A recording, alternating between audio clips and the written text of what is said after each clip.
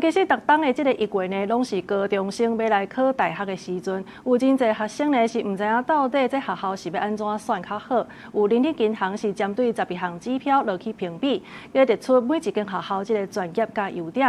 而且呢，这调查嘛发现讲，其实企业界呢上界注重的，就是沟通的能力，也佮有态度的能力。真侪高中生拢咧准备考试。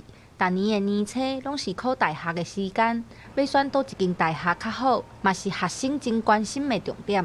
有人力银行透过12项指标落去做评比，有职务能力、未来能力等等。调查嘛发现，企业上注重的是像沟通能力、态度积极这款的软实力，较赢过专业能力这款硬实力。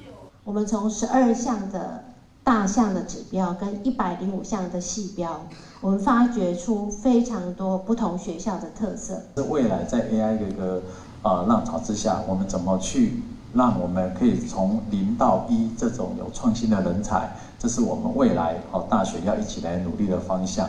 有大学表示，为着因应企业的需求，学校也一直在求进步，把课程的内容加入 AI。协助学生的能力，通好符合现代社会的需求。